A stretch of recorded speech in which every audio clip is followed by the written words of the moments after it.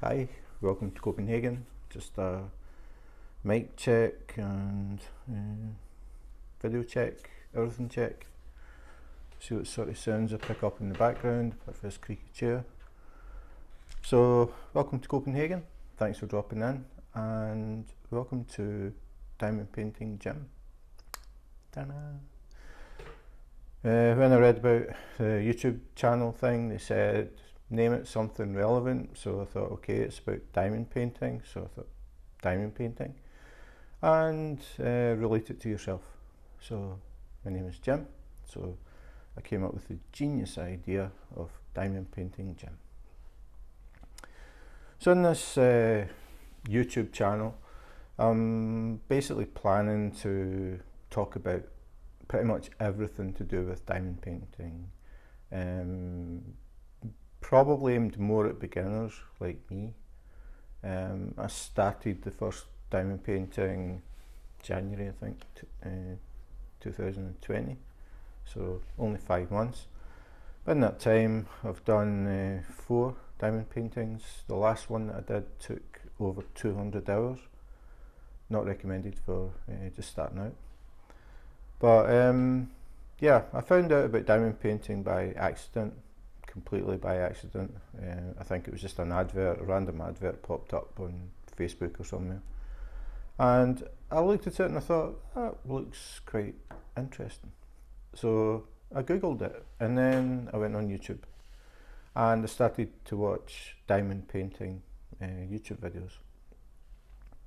I got interested in it, so I started looking at websites, all the different pictures and patterns and designs that you can buy, the different sizes you can buy and the different prices. So I thought, yeah, I'm going to give this a try. So I had read a lot that the bigger the canvas is, the better the finished product will be. And square drills.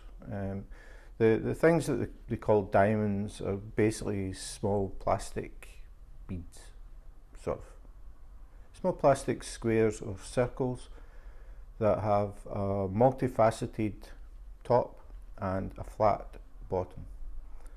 So I'll be talking about all this later, but basically I want to talk about pretty much everything and anything to do with diamond painting.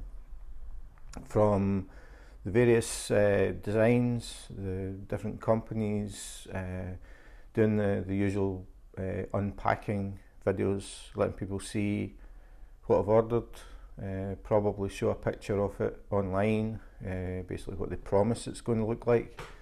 The thing that I have found is a lot, in fact most of them, don't actually post a picture of the finished product. They post a picture of the artwork. Now there can be a huge difference in how it actually looks compared to what you think it's going to look like.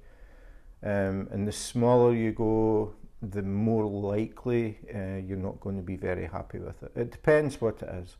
But basically, if it's anything with a lot of fine detail, you're probably never going to get that. But if you increase the size of the canvas, you'll get more detail. So if you do, for example, the one that I decided on to start with was an 80 by 100, so that's 80 centimetres.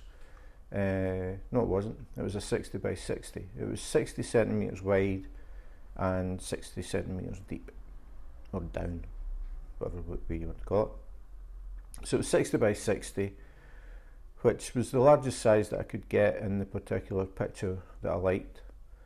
And I had the choice of going for square drills or round, and again, because I had been reading the square gives more detail, I went for square.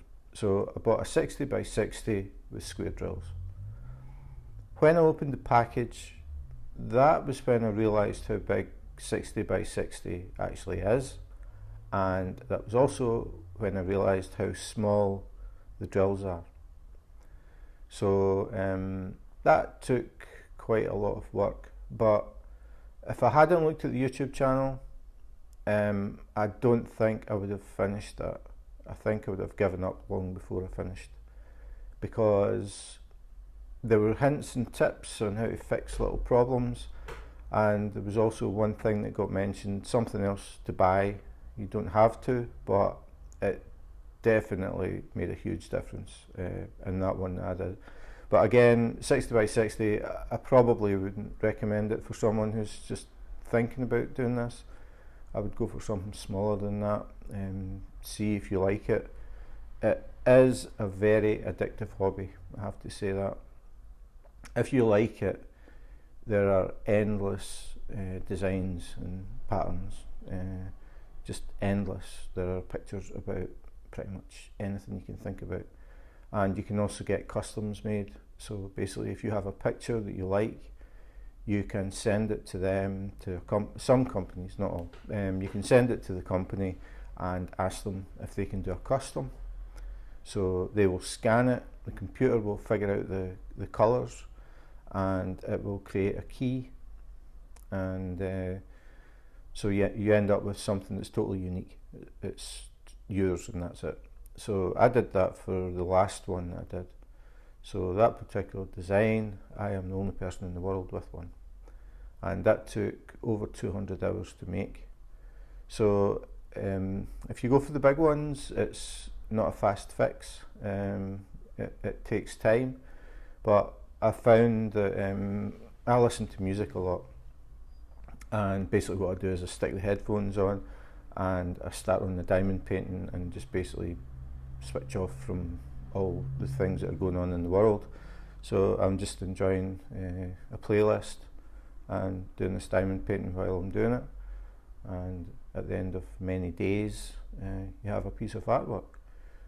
So I'm going to be talking about all the bits and pieces, like for example what this is, why you need this, and why you need this. Not necessarily a heart, this is just a particular company.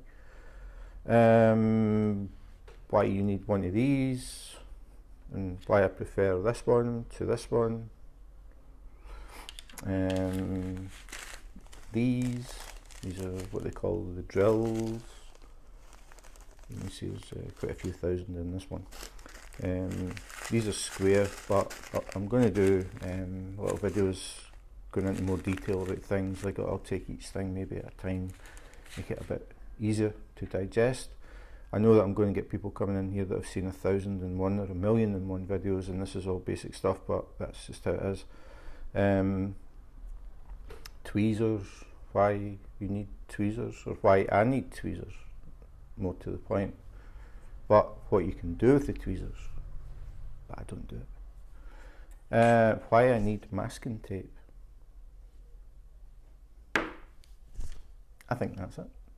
So yeah, it's going to be about all of that stuff, and if anybody contacts me and asks me things, I'll probably bring them up in a video at some point. Probably also talk about the social side of diamond painting, which I've found to be really, really good.